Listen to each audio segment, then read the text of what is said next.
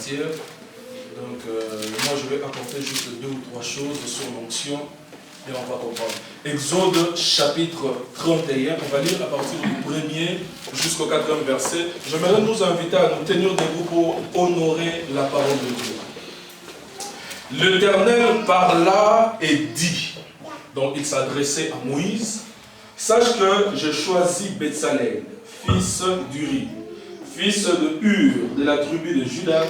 Je l'ai rempli de l'Esprit de Dieu. Je voudrais que vous puissiez marquer cette phrase. Je l'ai rempli de l'Esprit de Dieu, de sagesse, d'intelligence et de savoir pour toutes sortes d'ouvrages. Et j'aime surtout le verset 4. Je l'ai rendu capable. Je voudrais que tu puisses encore marquer ce mot, cette phrase plutôt, je l'ai rendu capable de faire des inventions. Est-ce que quelqu'un a compris ce que je viens de dire? Amen. Je l'ai rendu capable de faire des inventions. Amen. Amen. Avant que je ne lise la deuxième portion, j'aimerais vous dire dès l'entrée, l'onction ne se limite pas à l'église. Homme de Dieu, est-ce que tu peux m'accompagner? Comme ça, je vais vous couler directement. Alléluia. L'onction ne se limite pas seulement à l'église. Alléluia. Aujourd'hui, nous avons une catégorie de personnes qui pensent que l'onction se limite où? À l'église. Donc pour plusieurs, l'onction c'est toucher et faire tomber les gens. J'aimerais dire ceci. Toi qui es médecin, tu as besoin de l'onction. Est-ce que quelqu'un me comprend? Toi qui es avocat, tu as besoin de l'onction. Toi qui travailles quelque part, tu as besoin de l'onction. Toi qui es commerçant, tu as besoin de l'onction. Posez-moi la question, pourquoi? Parce que l'onction fait la différence. Vous n'avez pas compris. L'onction fait la différence. Donc au verset 4, il dit ceci.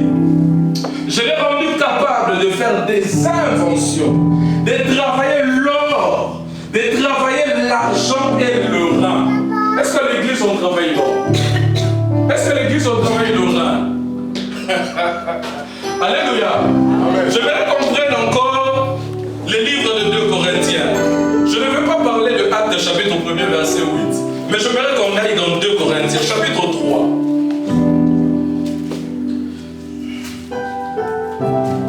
My God. 2 Corinthiens chapitre 3 verset 5. Ah, j'aime ce passage. C'est l'apôtre Paul qui parle. Il dit ceci. Ce n'est pas à dire que nous soyons capables par nous-mêmes de concevoir quelque chose comme venant de nous-mêmes. Mais notre capacité vient de Dieu. Amen. Amen. Notre capacité vient de Dieu. Amen. Vous savez, asseyez-vous s'il vous plaît. Vous savez, le mot, avant que je vous donne la définition de l'onction, le mot capacité, ici, vient du mot grec ikanotis, qui veut dire habilité, amen, compétence, aptitude.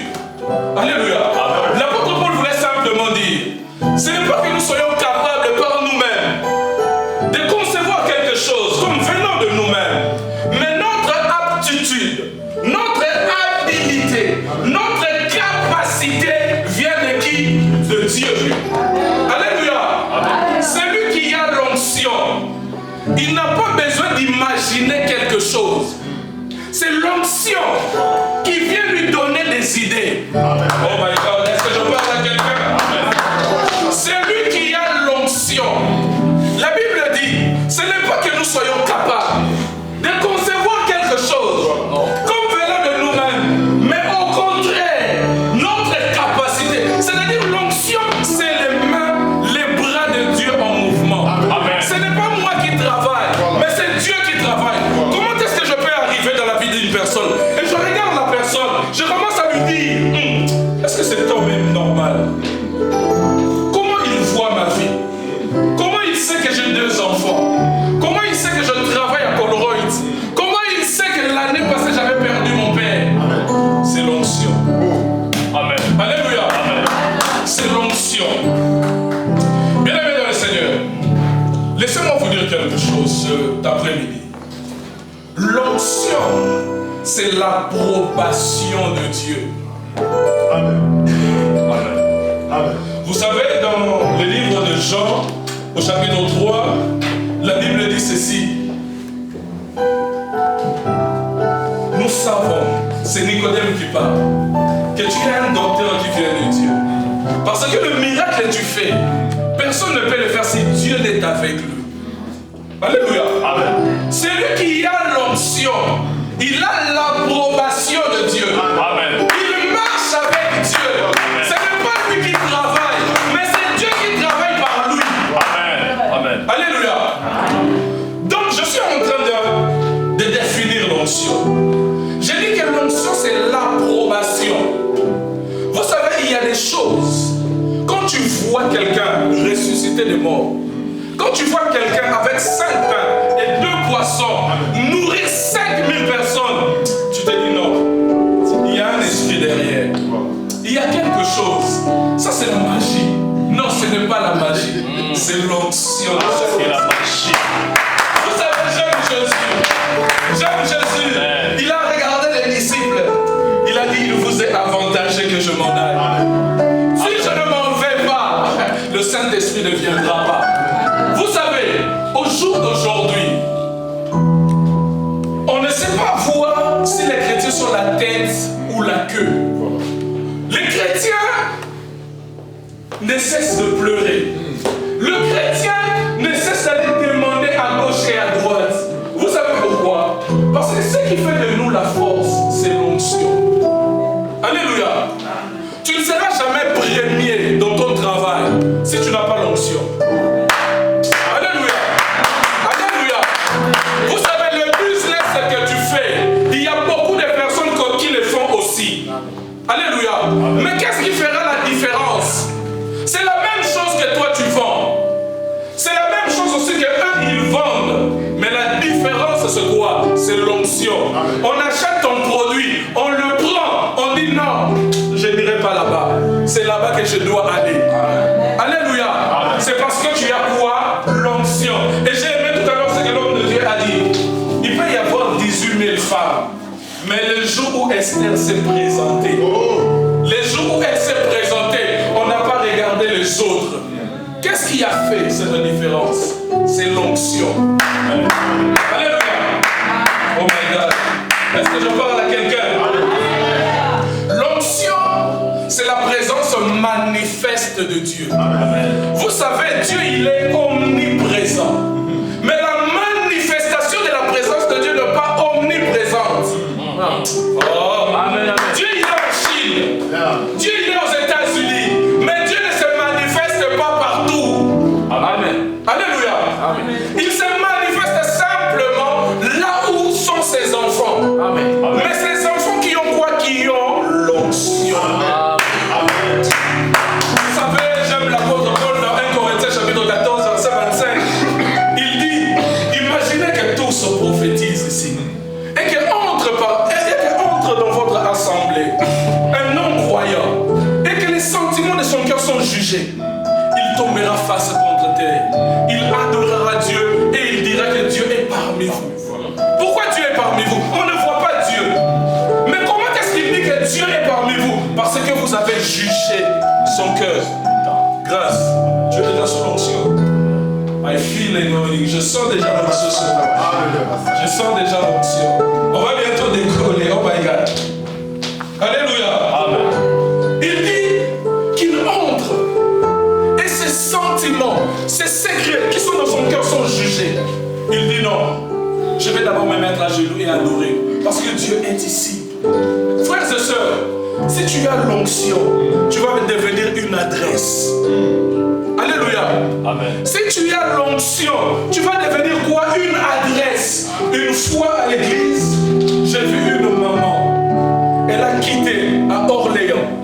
Elle est venue avec toute sa famille jusqu'à Paris parce qu'elle avait besoin de la prière. Elle devait voir le médecin. Elle est venue pour une guérison. Je me suis dit, Seigneur, comment ça? Est-ce qu'il n'y a pas de pasteur à Orléans? Il y a des pasteurs à Orléans. Mais qu'est-ce qui a fait quitter cette maman de Orléans jusqu'à Paris? C'est parce que j'étais devenu une adresse pour elle. Alléluia. Amen.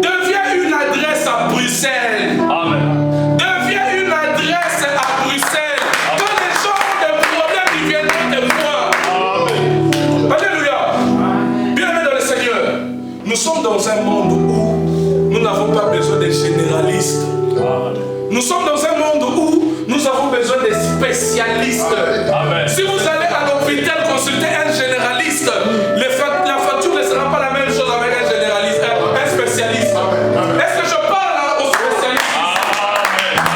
Vous savez, on peut fouiller les hommes de Dieu, on peut fouiller les chrétiens à Bruxelles, mais on sait qu'il y a le pasteur Alain Ilunga. Si tu as besoin d'une délivrance, va voir le pasteur Alain. Vous savez, un jour, c'était l'année passée, il y a un pasteur qui m'a appelé. Il m'a dit, prophète, la semaine prochaine c'est la Pentecôte. Moi je dis, je ne savais même pas parce que j'étais en retraite. Il m'a dit, je voulais prêcher. Et pendant que j'étais dans ma chambre avec ma femme, j'étais en train, maman dit, Milé, je sors. Je sors. Pendant que j'étais dans ma chambre avec ma femme m'a dit, j'ai dit à ma femme, je veux prêcher sur la Pentecôte. Je vais amener un message sur la Pentecôte. Ma femme m'a regardé. Ne prêche pas. Appelle le prophète Christian. Il m'a appelé au téléphone. Il m'a dit, prophète, je voulais prêcher. Ma femme m'a dit, ne prêche pas. Appelle le prophète Christian. Moi, je dis, ah bon, pourquoi? Vous savez, quand vous devenez une adresse, même si les gens ne veulent pas de vous, l'onction va vous imposer. Voilà. Alléluia. Là où dans ta famille on a dit que tu ne te marieras pas, mais à cause de l'onction sur ta vie, l'onction va t'imposer. Oh, est-ce que je parle à quelqu'un? Est-ce que je parle à quelqu'un? Frères et sœurs, j'étais chez moi en prière. Le Seigneur m'a dit, je t'envoie à Bruxelles. Va m'apporter cette parole. Parle sur l'onction. Frères et sœurs, nous sommes arrivés à un temps où nous devons vivre ce qui est écrit dans la parole de Dieu. Amen. Amen. Mais la Bible dit ce n'est ni par la force, ni par la puissance, mais c'est par mon esprit. Tu ne pourras pas réussir sans l'esprit de Dieu. Amen. Nous vivons dans un monde où il y a beaucoup d'esprits que les humains. Amen. Alléluia. Amen. La Bible parle d'un tiers des anges qui sont descendus avec Satan. Il y a des gens qui ne veulent pas que tu réussisses. Il y a des gens qui travaillent pour que tu échoues. Mais si tu as l'onction, même s'ils essayent de mettre le joug, à cause de l'onction, le joug va se briser. Ce n'est pas que le diable ne va pas te tenter. Ce n'est pas que le diable ne va pas te tester. Mais à cause de l'onction, les jougs vont éclater. Alléluia. Bien-aimé dans le Seigneur, troisième définition. L'onction est une capacité surnaturelle. L'onction n'a rien de naturel. Amen. L'onction n'a rien de naturel. Amen. Et la Bible dit que Dieu accorde à une personne pour remplir une fonction. Amen. Alléluia. Amen. C'est pourquoi dans l'Ancien Testament, il y avait 3 catégories de personnes qui avaient accès à l'onction. Il y avait les sacrificateurs, il y avait le roi et il y avait le prophète. Il n'y avait que 3 catégories. Mais dans la nouvelle alliance, nous sommes tous éligibles à l'onction. Amen. Alléluia. Nous sommes tous éligibles, quel que soit ton âge. Mais la condition sine qua non, c'est d'avoir reçu Jésus-Christ comme Seigneur et Sauveur. Mais maintenant, j'aimerais vous dire ceci. Que l'onction que nous recevons, cette onction est liée à notre appel et à notre mission. C'est pourquoi je voudrais dire à quelqu'un, n'essaye pas de copier le pasteur Adisha. N'essaye pas de copier le pasteur Alain. N'essaye pas de copier mon pasteur Jacques. N'essaye pas de copier le prophète Christian. Mais cherche à savoir dans quoi Dieu t'a appelé. Alléluia. C'est dans ces domaines-là que tu feras la différence. Alléluia. Amen. Dieu n'est pas obligé de t'accompagner dans un domaine où il ne t'a pas appelé. Est-ce qu'il y a quelqu'un qui comprend? Est-ce qu'il y a quelqu'un qui comprend? C'est pourquoi vous voyez, il y a beaucoup de pasteurs aujourd'hui. Mais suivez simplement leur prédication. Voyez simplement comment ils servent Dieu. Tu comprendras qu'il n'a jamais été appelé. Est-ce que vous voyez? Parce que c'est lui qui est appelé à guérir les malades. Vous verrez les guérisons l'accompagner. Alléluia. C'est lui qui est appelé à faire du commerce. Vous verrez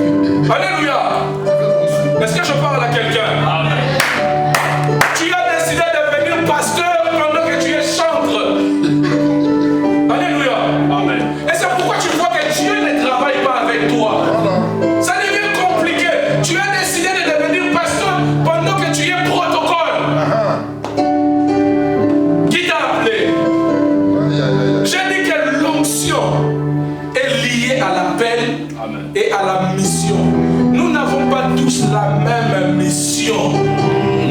Alléluia. Amen. La mission des pasteurs Alain, ce n'est pas ma mission. La mission des pasteurs Adi Chasser n'est pas ma mission. Peut-être moi, Dieu m'a appelé à aller partout à faire des réunions. Mais le jour où je ferai une église, je ne réussirai pas. Est-ce que quelqu'un comprend? Dieu t'a placé dans ta famille pour que tu puisses aider ta famille. Tu es comme Joseph. Le jour où tu arrêteras d'aider ta famille, tu n'as plus d'argent. Tu commences à souffrir. Pourquoi tu commences à souffrir? Parce que l'onction qui t'accompagnait, c'était l'onction de la libéralité. Est-ce que vous voyez? Est-ce que je parle à quelqu'un? Si c'était à Paris, les gens allaient commencer déjà à parler.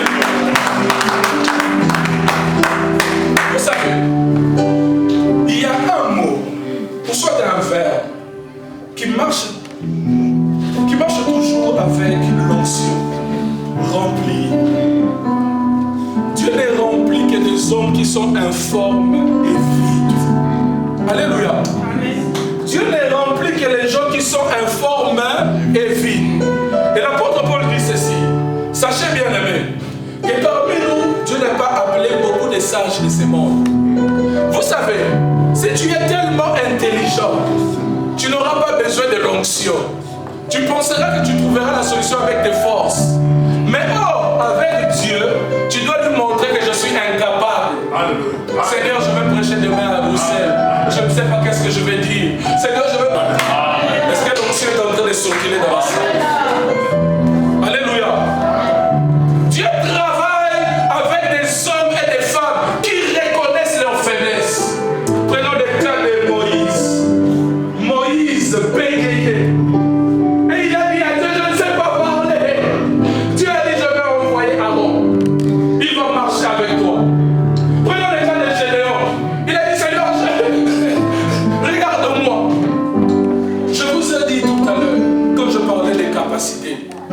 Vous savez, pour devenir général aux États-Unis ou en France, il faut à peu près entre 20 à 25 ans.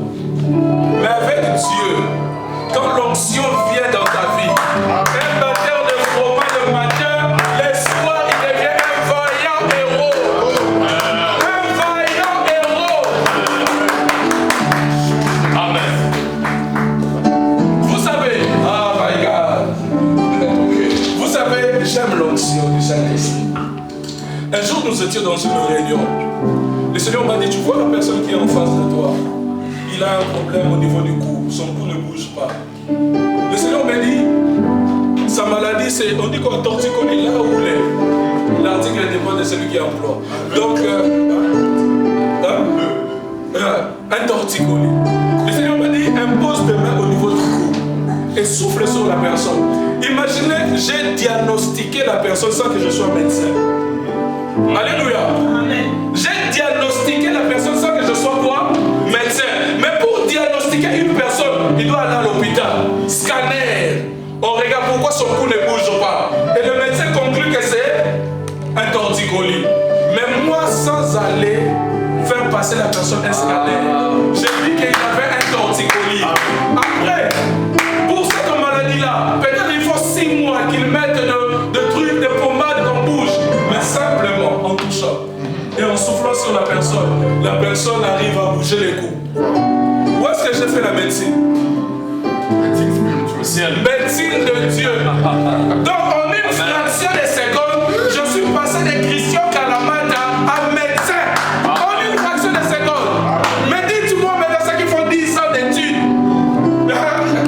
Tous les jours il va à l'école, à l'université. Il a même des 10 sur 20, des 0 sur 20.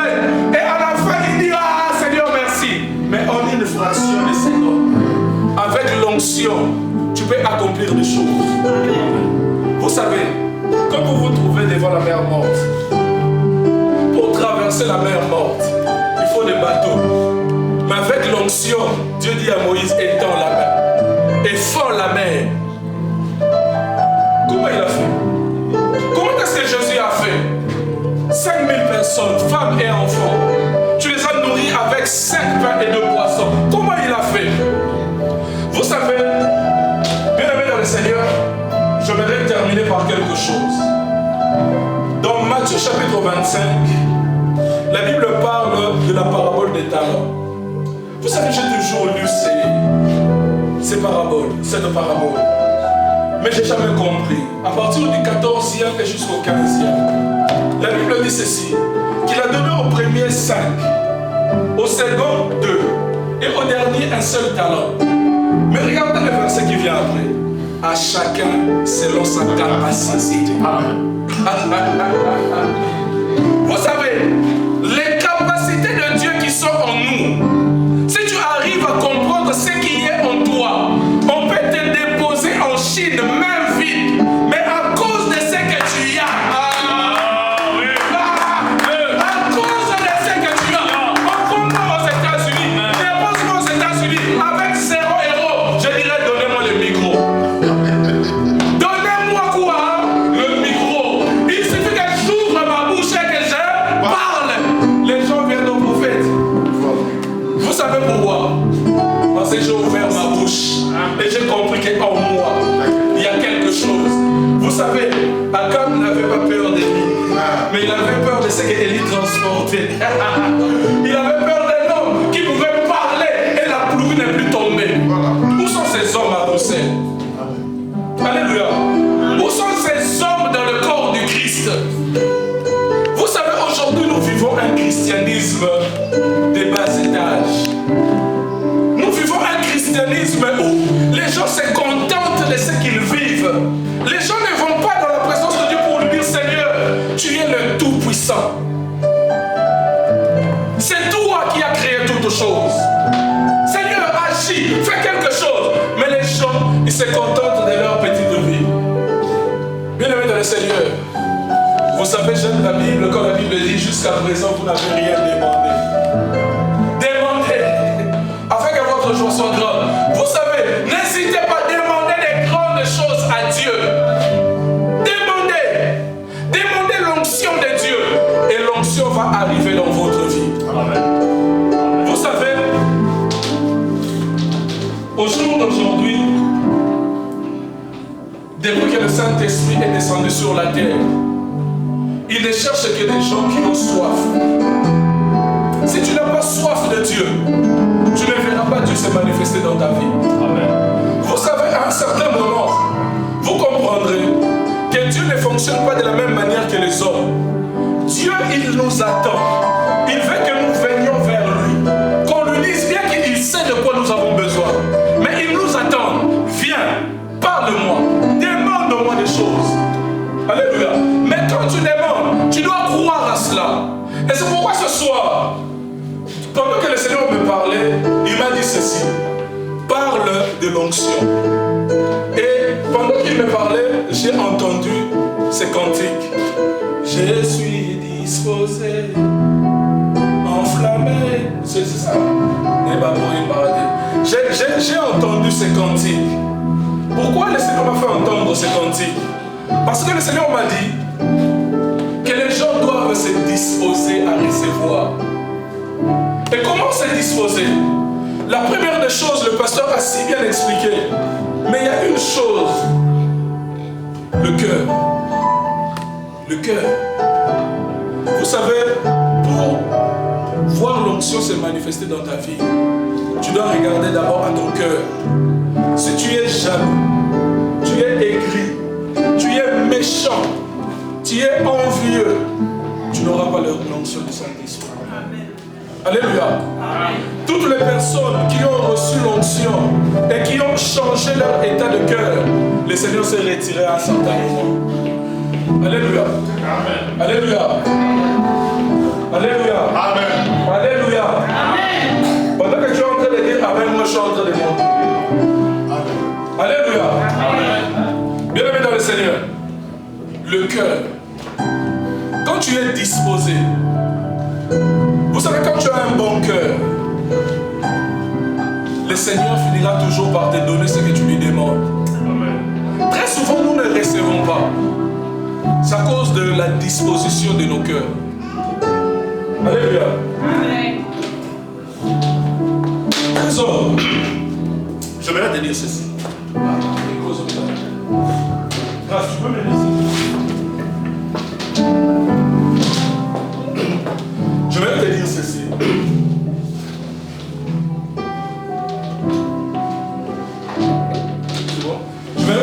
ceci. Ce n'est pas un homme qui t'a appelé. Mais celui qui t'a appelé, c'est Dieu. Et si Dieu t'a appelé, il y a une onction qu'il a déposée dans ta vie. Et cette onction, elle est différente de l'onction qui est par exemple sur Grâce.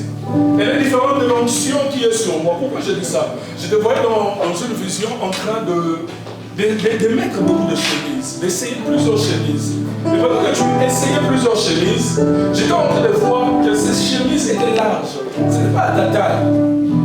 Tu mettais des chemises qui n'avaient rien à voir avec toi. Et par là, le Seigneur me fait comprendre une chose. Il me dit que tu essayes de porter des chemises parce que tu vois, parce que tu aimerais faire ça. Tu aimerais. Mais le Seigneur me dit, en toi, il y a une capacité.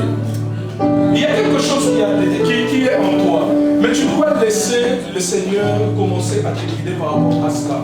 Parce que si tu essayes d'entrer ou de porter des chaussures qui ne sont pas à toi, tu vas avoir soit mal aux pieds, ou soit quand les gens vont te voir, ils vont dire pourquoi il a porté des chaussures qui ne lui appartiennent pas. Et pourtant, tu as quelque chose que tu as reçu de la part de Dieu. C'est pourquoi j'aimerais t'exhorter cet après-midi que dans tes prières, que tu dises à Dieu, Seigneur, éclaire-moi par rapport à la grâce que tu as déposée. Je te parle étant qu'un serviteur, je ne te parle pas comme un homme qui est assis au banc.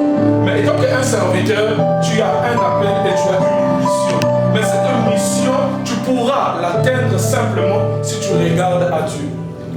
Alléluia. Si tu fais ce que Dieu te montre dans tes visions. Vous savez, la Bible dit dans Jean, je pense au chapitre 5, verset 19, que le Fils ne fait rien par lui-même. Il voit faire au Père. Alléluia. Et très souvent, nous aimons faire des choses pour plaire aux gens. Alléluia.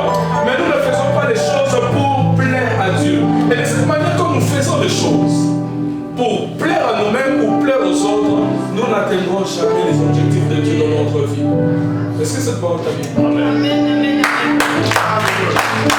Est-ce qu'on peut se tenir?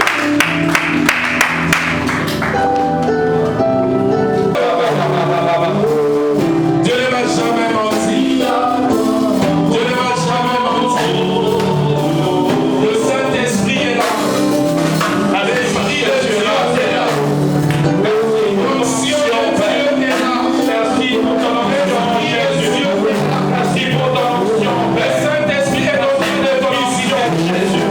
Le Saint-Esprit est en train de visiter le niveau de ton onction, Père. Merci Seigneur. Merci Saint-Esprit. Je vois les chaînes en train de tomber le nom de Jésus. Je vois les chaînes de blocage en train de tomber le nom de Jésus. Je le vois en train de tomber le nom de Jésus.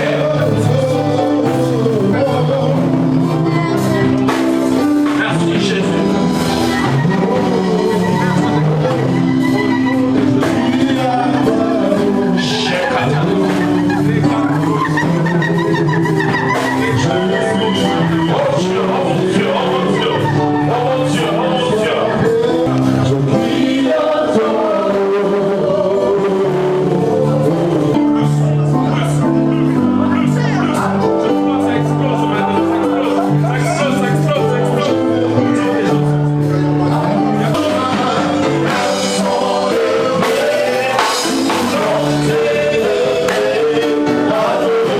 Papa, maman, Dieu m'a dit que vous accomplirez des projets extraordinaires tous les deux. Et vous le savez, parce que les projets, on ne peut pas dire ça ici. Vous avez des projets ensemble. Et Dieu me dit, il est derrière ces projets-là pour l'accomplir. Attachez-vous donc à Dieu. Ne laissez personne vous distraire. Ne laissez personne vous distraire. Dieu est derrière vos projets. Que le Seigneur vous bénisse. Je me tourne sur l'homme de Dieu, papa, avec beaucoup de respect. Tout à l'heure, quand tu priais pour maman, je voyais le feu sur ta tête. Et Dieu me dit, parmi des ministères que tu as un ministère de feu. Et Dieu te donne le précepte entre tes mains. Et les hommes, les femmes viendront de partout chercher la délivrance. Tu es un homme de délivrance. Papa, Dieu m'a jamais menti. Vous êtes parmi les personnes qui me connaissent. Dieu m'a jamais menti. Et vous avez un grand ministère tous les deux. Et dans peu de temps ici, il y a peu de temps, vous avez des visions. Vous recevez beaucoup de visions. Dieu vous parle à chaque fois dans les jours passés. Et toi-même, tu avais des visions comme si un ange te parlait, te faisait visiter les choses. Et le Seigneur me dit, tout ce que tu suis maintenant, tout ce que tu es en train de faire comme activité maintenant, c'est qu'il est préambule. C'est que le commencement. Et Dieu me dit, retenez la date d'aujourd'hui, papa. Si vraiment il y a quelqu'un qui pourrait écrire la date d'aujourd'hui, Dieu me dit, je répète et j'insiste, vous êtes un homme de délivrance. Vous êtes un homme très puissant dans ces deux scènes. Et Dieu te donne cette nation entre tes mains.